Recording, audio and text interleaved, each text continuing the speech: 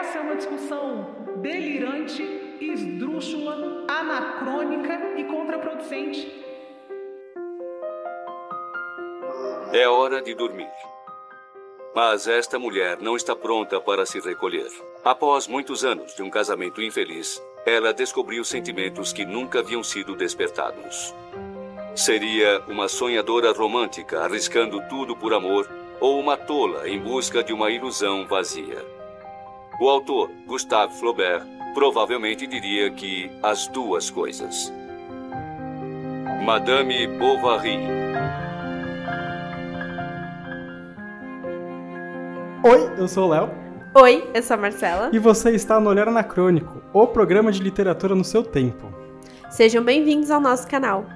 Hoje, Marcela, a gente vai falar sobre o quê? Sobre Madame de Bovary, do Gustave Flaubert.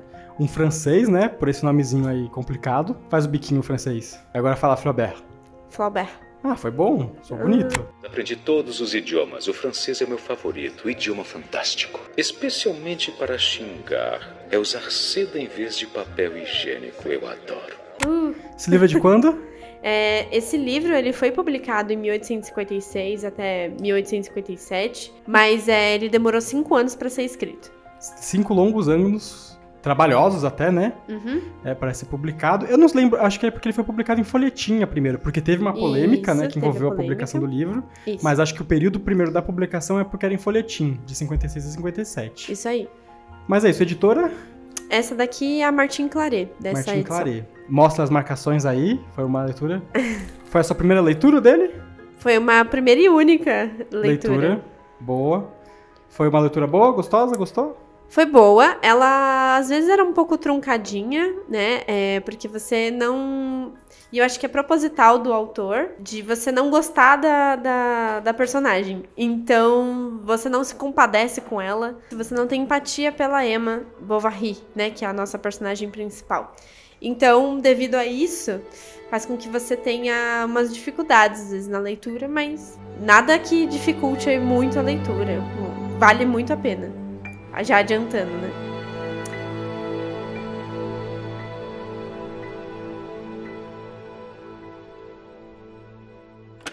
Eu preciso mesmo ler isso? Mas tem muitas partes boas, bem descritivas. É um jeito delicado de chamá-la de vadia? Madame Bovary não é uma vadia. Ela é uma das maiores personagens da literatura ocidental. Eu fiquei um tanto confusa com algumas referências sexuais, como esta aqui. Ele abandonou até o último fragmento de reserva e consideração. Ele a transformou em algo submisso, algo depravado.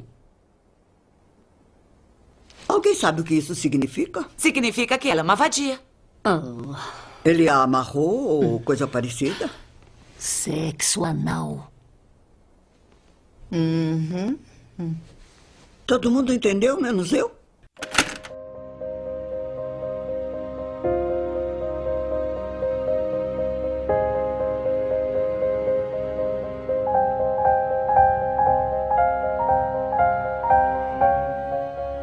Então, pra gente começar o episódio, o que você tem pra falar sobre a sinopse? Bom, então a gente vai acompanhar a história da Emma Bovary. Na verdade, a gente vai acompanhar ela antes dela se casar com o Charles Bovary, que leva o nome, né? Então aí a gente já tem um ponto, né? A nossa personagem, ela vem de uma classe menos abastada.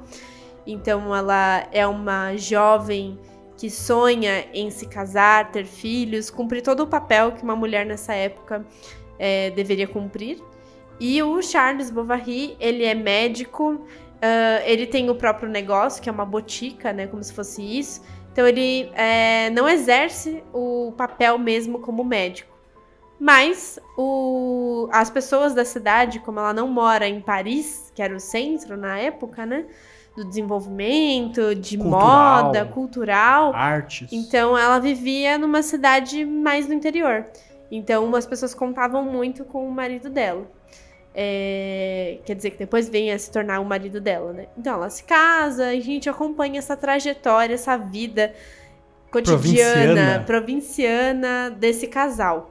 Mas especificamente da Emma, pelo fato dela retratar pra gente, muitas das vezes, essa monotonia, uma vida de casal dessa época, de uma classe, aí sim ela deixa de ser de uma classe menos abastada para fazer parte de uma classe social com um pouquinho mais de ascensão, o que a gente hoje chama de novo rico.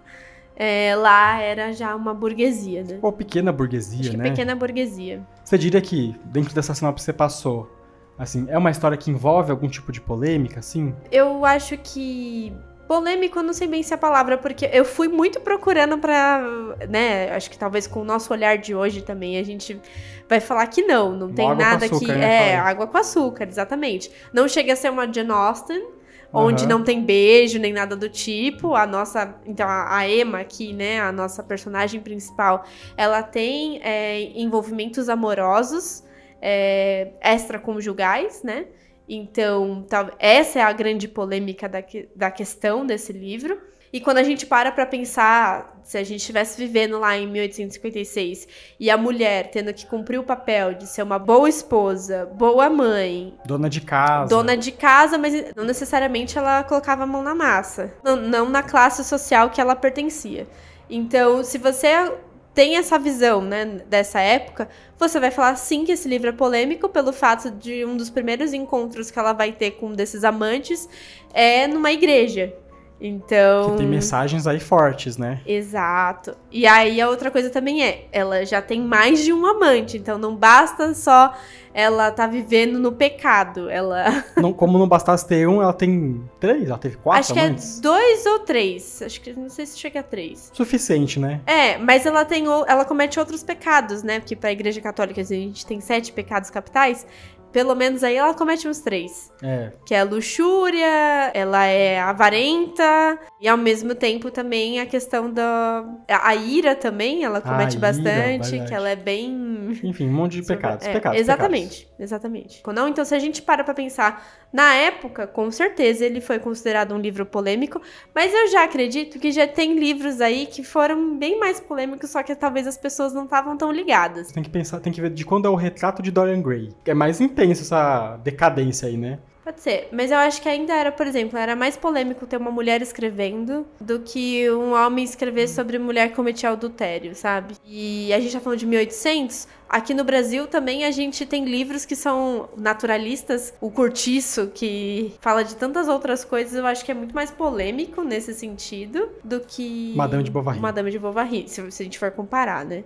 Mas e aí, então, por isso que eu tô dizendo, eu acredito que tinha muitos dos autores que tentavam passar uma questão como essa, mas não ficava tão explícito, e a questão foi porque as pessoas já sabiam que se tratava de um caso de adultério, então por isso que ele ficou tão polêmico. Mas quando você vai ler o livro, não necessariamente ele passa aqui páginas escrevendo como é que eram esses romances, tá? Então acho que é por isso, foi mais um preconceito das pessoas do que qualquer outra coisa. Mas até a inspiração do próprio Flaubert para escrever o Madame de Bovary foi de matérias de jornal que ele estava lendo a respeito e de casos extraconjugais de mulheres da mesma classe social da Emma, no caso, que estavam endividadas, tinham sido... pessoas tentaram vender coisas para elas e elas estavam endividadas, então gastando todo o dinheiro da família comprando roupas e esse tipo de coisa, num consumismo, né? E também acho que uma outra matéria que influenciou ele foi justamente uma mulher que estava se envolvendo com uma pessoa fora do casamento. Então isso também fez com que ele juntasse as pecinhas e fosse escrever a respeito disso.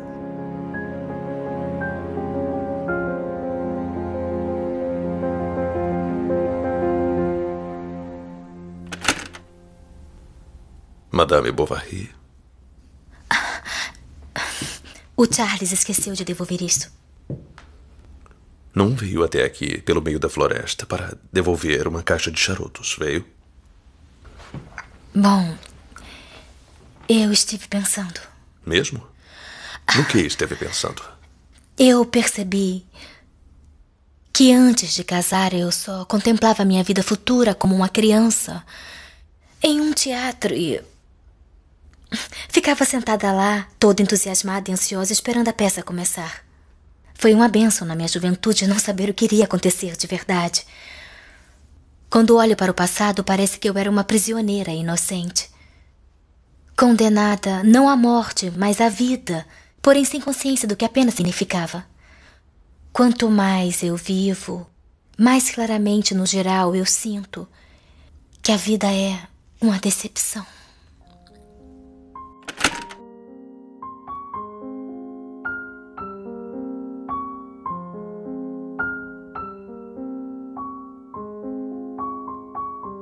Até aproveitando que a gente está falando do próprio autor, né, o Gustave Flaubert. Gustave Flaubert, que teve todo um julgamento no período da publicação do livro, né, e tudo mais, em que ele disse as famosas frases lá, né, como é que é Madame de Bovary c'est moi, né, alguma coisa assim, sou eu.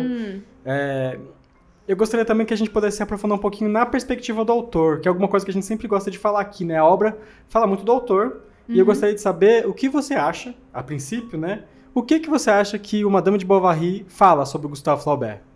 Tem bastante sobre ele. Apesar da gente estar falando de uma personagem feminina, e até uma coisa que muitos estudiosos vão falar a respeito, né? Madame de Bovary é estudada até hoje. É muito comentada. Vários personagens de novelas, de filmes, são influenciadas no Madame de Bovary também.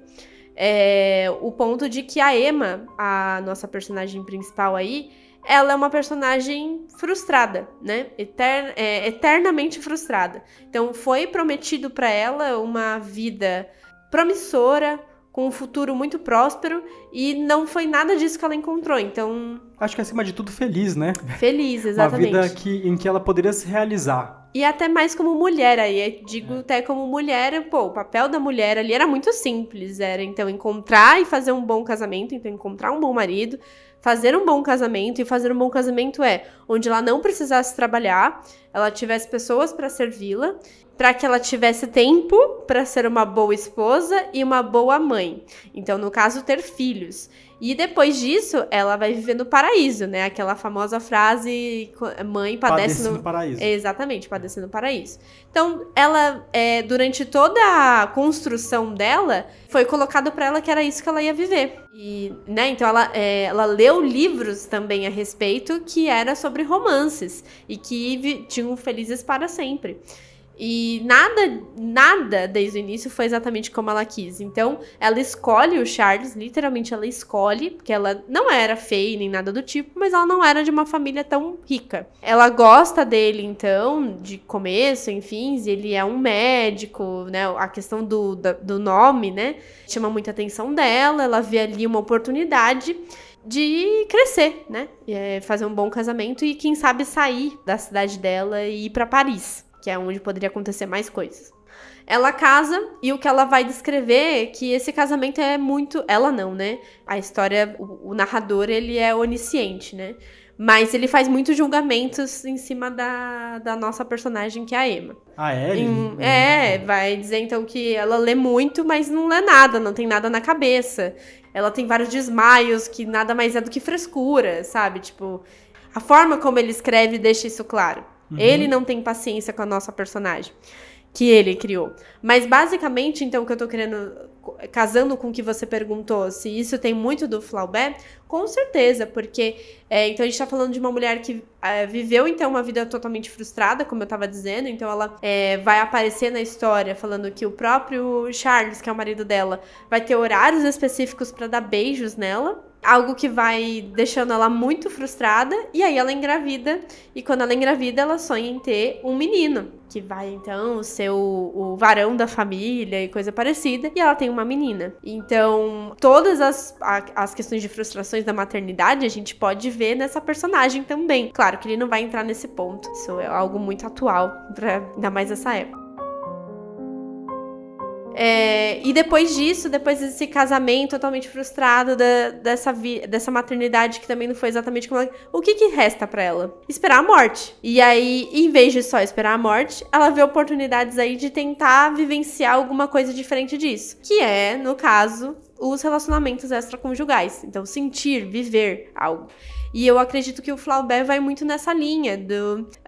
O Flaubert, então, vem de uma família abastada também. O pai dele era médico. Então isso que também deu oportunidade dele poder estudar e não ter que se preocupar em arranjar um trabalho e trabalhar o dia inteiro para poder pagar as contas. Ele tinha tempo e por isso que ele teve 5 anos para escrever um único livro, enquanto a gente tem em contrapartida o Alexandre Dumas, que passava necessidade às vezes e toda semana ele tinha que escrever. Escreveu bastante para conseguir pagar as contas. Exatamente. Né? Então aí a gente tem um contraponto. Já então o Gustavo Flaubert vai ter todo esse tempo e ele vai se vangloriar muito disso. Não se vangloriar, né? No sentido mais ressaltar. Isso, o quanto que é trabalhoso a escrita, né? Mostrar o quanto que precisa ter um critério, precisa ser criterioso para poder escrever uma obra. Em algum sentido, para legitimar também todo esse tempo que ele botou na arte dele. Certeza. Certamente ele guardava os rascunhos, né? E aí o que ele tem, então, da Emma é essa questão dessa vida enfadonha, dessa vida sem alegria, sem cor. Sem propósito também. Sem propósito, exatamente. Porque ele estava escrevendo esse livro para quem? Era para ele.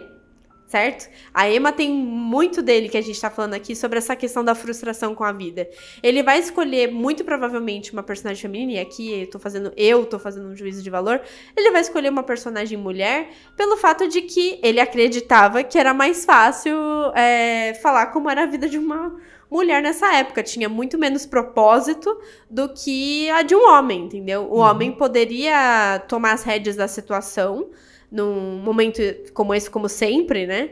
Os homens sempre puderam escolher, então, o que estudar, minimamente se vem de uma família abastada, direito ou medicina, e se depois ele não quisesse seguir com nenhuma dessas coisas que ele estudou, ou se ele não quiser estudar, vai ser um senhor de terras, Existem caminhos, né? Existem caminhos, exatamente. Então, e aí por isso que fica mais fácil ele retratar a vida de uma mulher que não pode fazer essa escolha, não tem esse direito, e ela percebe, né? Porque, na verdade, ela foi colocada ali, foi prometido tudo aquilo, então ela tá no meio disso tudo e não tem o que ela fazer. Em algum sentido, até, pelo próprio Flaubert, ele é tido como o pai do realismo francês, né?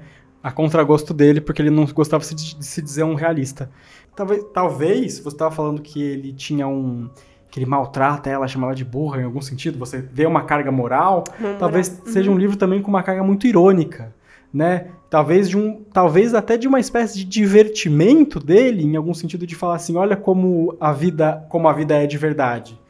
Pode ser, acredito que tem bastante disso sim, e é muito que os autores vão trazer, mas aí como o nosso canal é um canal que se chama Olhar Anacrônico, eu vou trazer também aqui um ponto que eu acho que, tipo, obviamente o Gustavo Flaubert nem faz ideia de que isso ia existir, mas é um pensamento muito machista o dele, na verdade, de achar que o papel da mulher é só esse, né, não tinha nenhum outro propósito, não sei, a não ser dar filhos. E por isso fica tão fácil dele retratar isso. Todo mundo vai achar a Emma uma personagem chata. E todo mundo vai entender, no teor da palavra, o que é uma vida monótona, enfadonha, quando ele traz uma mulher que não faz nada da vida, não tem o que fazer, e ela começa a procurar outros caminhos, sabe? Talvez ela seja, então, o objeto da crítica também. E não...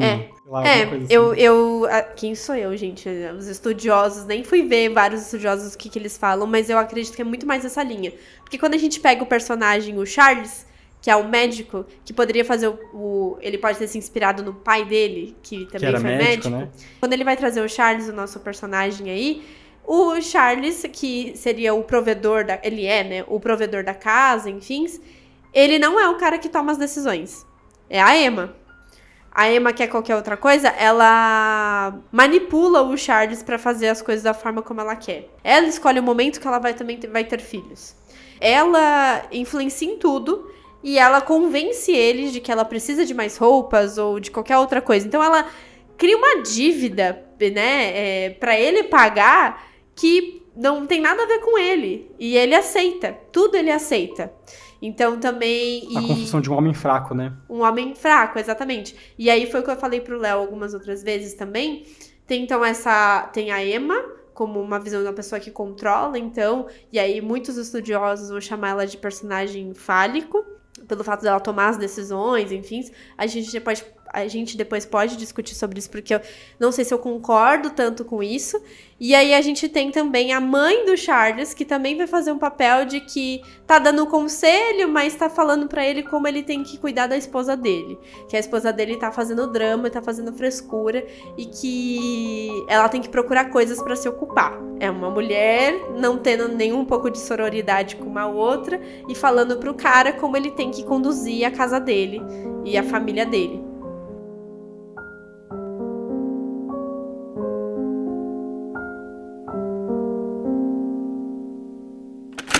Ela está apaixonada pelo amor.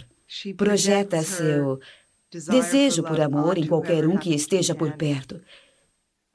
É como se ela inventasse um amante o tempo todo. É, de certa forma, uma artista. É aqui claro que Flaubert e sua personagem se fundem. Porque Flaubert também, ao escrever Sonhar e Sofrer, está à procura da perfeição, de um ideal que gostaria de alcançar, mas que é inalcançável.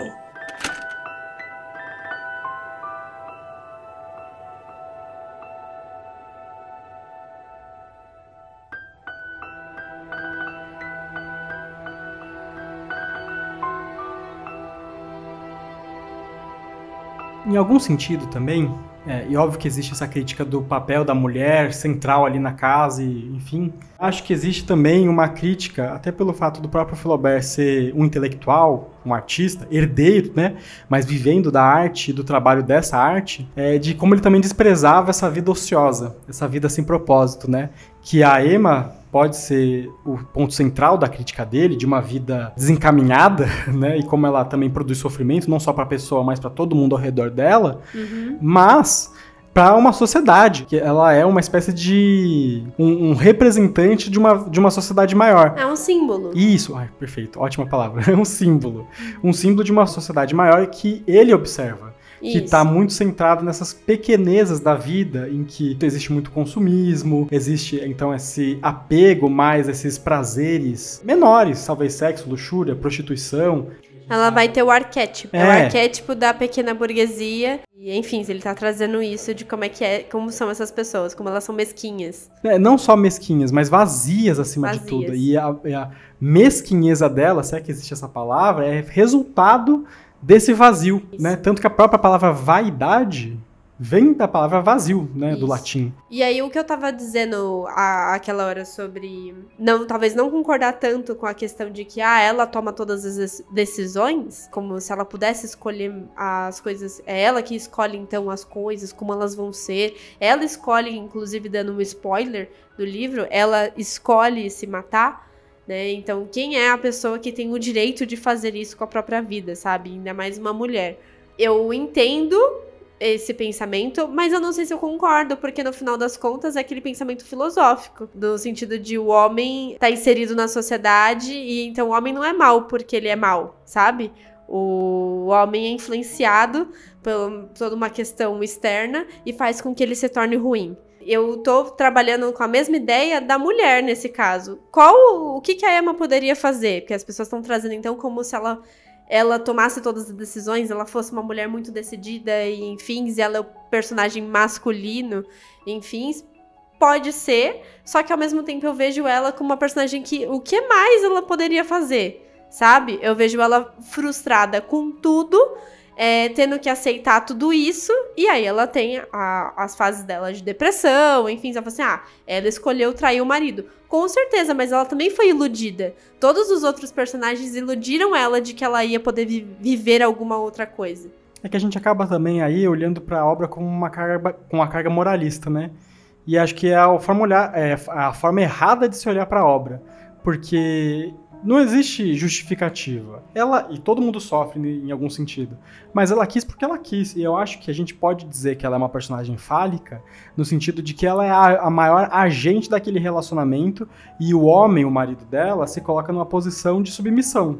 Que, óbvio, num contexto que a gente poderia dizer, é errado, é claro, a mulher ser sempre a submissa.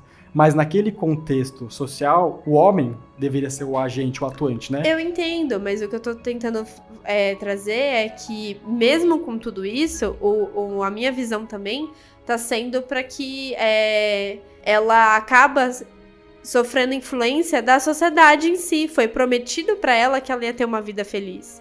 E como ela não teve, ela ia viver uma vida frustrada e imagina quantas outras mulheres vivenciaram isso. Claro que ela quem escolheu trair ou fazer, sei lá, as outras coisas. Não tô dizendo que não tem isso. Mas quando a gente fala que ela tomou todas as atitudes, ela é uma mulher decidida, eu não vejo dessa forma. Eu vejo ela, na verdade, tentando...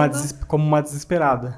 Viver, entendeu? Sentir. Tem atrás de alguma coisa que faça ela sentir que ela tá viva. E não necessariamente porque ela queria isso e almejava isso pra vida dela. O que ela almejava é o que foi prometido. Tanto que ela cumpre todos os papéis que foram colocados pra ela como mulher. E ela não consegue alcançar essa felicidade que foi prometida pra ela. Então ela se frustra.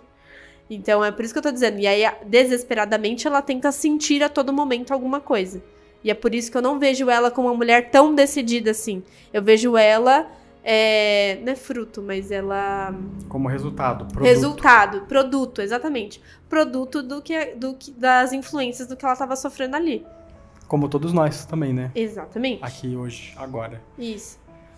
De fato, eu acho que o Madame de Bovary, e aí você pode me complementar, porque eu não li o livro, eu só assisti o filme, ele é um grande simulacro de como funciona essa questão da expectativa e da realidade. Sim. E como a gente tem esse contexto histórico do começo do realismo, que é produto, né, do romantismo, né, é uma resposta ao romantismo, não à toa acho que o Flaubert ele coloca tanto essa questão de uma mulher... e do relacionamento, dos amantes e das frustrações e tudo mais, que acho que essa resposta, essa idealização completa da vida que vocês fazem, é isso que ele faz com a cabeça das pessoas. Até porque, se ele fosse retratar um homem que tem relacionamentos extraconjugais naquela época, até hoje, é muito normal, né? Tipo assim, ninguém vai entender o ponto e a crítica que ele tá querendo trazer sobre essa pessoa estar vazia. Sim. Era muito normal ter esse tipo de coisa, então... É que eu acho que se fosse um homem, ele poderia colocar outras coisas como paralelo. Mas a mulher, por ter a sua liberdade cerceada de tantas outras formas, né, ele colocou nesse sentido do casamento, que é onde a mulher mais é atuante ali, né? Mas o próprio Flaubert, ele era um cara meio que entregue aos vícios, né, a essa vida de sexo com as prostitutas, viveu contraindo diversas doenças venéreas e tudo mais. Então, mas entenda que para as pessoas entenderem que ele fazia tudo isso porque ele se sentia vazio... Não, as pessoas vão entender que ele era um cara promíscuo e que ele vivia dessa forma porque faz parte do homem, entendeu?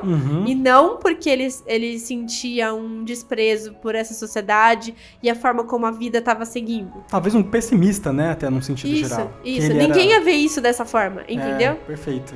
Que ele também era até um antinatalista, né? Ele não queria ter filho porque ele achava que a existência era uma condenação, né? De alguma forma, assim, então... total.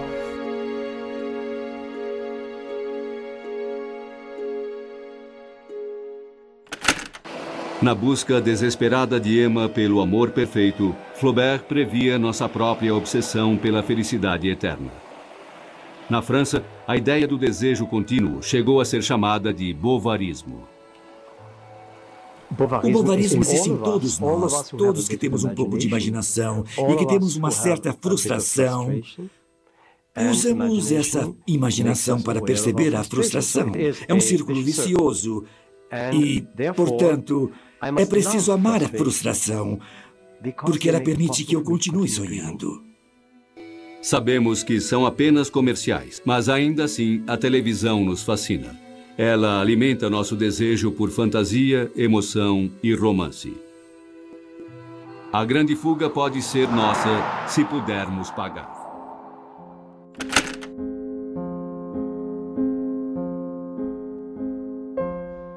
E de fato isso acaba sendo... Esse fator da obra é o que torna ela em algum sentido atemporal, né? Porque esse espírito da frustração... de ser eternamente frustrado, eternamente descontente com o que está posto na nossa vida, é algo muito humano. Até por ser um livro da era industrial, que pega meio essa vida já mais urbana, com essas coisas de... a galera quer seguir uma carreira, quer prosperar, quer se mudar para uma casa, para a cidade, viver essa realidade dos bailes, da vida política, né, da vida cultural. Tem todos esses fatores que acabam conversando com a nossa vida cotidiana hoje. Não à toa existe uma série de movimentos em resposta a essa construção moderna de se você trabalhar, você vai ter a casa, você vai ter a esposa, você vai prosperar, você vai ser feliz. E a vida é muito longe de ser isso. Não à toa você tem hoje movimentos como o Red Pill, de esposas tradicionais. Você tem um monte dessas coisas hoje povoando o imaginário das pessoas, movimentos reacionários, para trazer essas pessoas para um outro lugar do tipo assim, ó, o que o mundo moderno prometeu pra gente é uma irrealidade. Mas eu digo para vocês, qualquer tipo de promessa é uma mentira. Não tem, tudo tá fora do nosso controle. Esperar tudo isso da vida, que ela vai te fazer feliz, que ela vai te realizar, putz, não tem só a filosofia para te ajudar, acho que, a lidar com essas questões. Ou a arte, né? É isso, exatamente. Talvez. Eu acho que uma outra coisa muito bacana, além de tudo isso que a gente tá falando, que é super atual pra gente discutir, é a forma como ele escreve também, por mais que seja um pouquinho, às vezes, repetitiva e tal, a gente não consegue saber exatamente o que a Emma está pensando. Então ele vai trazer isso com algumas coisas da casa, alguns elementos da casa. Porque a casa é um elemento também que é chato dentro da história. Nada acontece nessa casa. O Charles, então, trabalha muitas das vezes fora, né? Passa dias, às vezes, fora, porque não é perto os locais onde ele tem que ir. E a Emma passa muitos dias sozinha, olhando pro nada. Os livros ela já leu, que são os romances. E ela já não acredita mais nesses romances que estão aí, porque ela já tá num casamento frustrado. Então esse sonho de poder viver esses amores que aparecem nos livros não acontece. Então nem os livros mais a satisfazem. As outras coisas da casa, ela não tem interesse, ela tem criados para isso. Então ela começa a se preocupar, né, com as revistas que vêm de Paris, com o que tá na moda, enfim. E aí, um dos pontos que me chama a atenção na leitura é o que eu falei pro Léo dando um exemplo. Ela vai, então, viver esses amores aí, esses desamores com esses rapazes. Um deles, acho que tem mais ou menos a mesma faixa de idade dela, e depois ele ilude ela e vai embora, né? Ela acredita na promessa dele que eles vão viver um amor e eles vão fugir juntos, e nada disso acontece. Então passa-se, não se passa tanto tempo, acredito que passam-se semanas só. E a Emma tá extremamente frustrada e triste. E aí o Leon aparece, que é um jovem, ele já tinha aparecido na história, mas ela começa a olhar ele de outra forma. E no livro ele vai escrever isso de uma forma que ela tá, tipo, olhando pro teto, como se ela estivesse entediada, olhando pro teto, vendo a goteira que tá no teto caindo, pingando, e conforme essas gotas vão caindo, é como se representasse, eu não sei agora direito quando ele escreve isso, depois eu posso até achar, mas ele escreve como se ela estivesse começando a se abrir para gostar do Leon. Então, tipo, não foi algo que foi fugaz, como foi com esse primeiro desamor dela. Uma paixão repentina. Não foi, foi algo que foi aparecendo. Então, várias vezes o Leon aparece na história, não sei o quê, como essas goteiras, vai caindo no mesmo lugar, né, até que perfura e chega no coração dela. E ela começa a sentir esse amor. É um amor mais terno, né, e tal, mas ela quer viver também. Então, e aí ela se entrega também pra esse amor. Então, os elementos também ao redor da Emma ajudam também a construir o que ela tá pensando. Porque a gente não sabe exatamente o que ela está pensando. Então, eu acho isso uma construção muito bacana. Perfeito.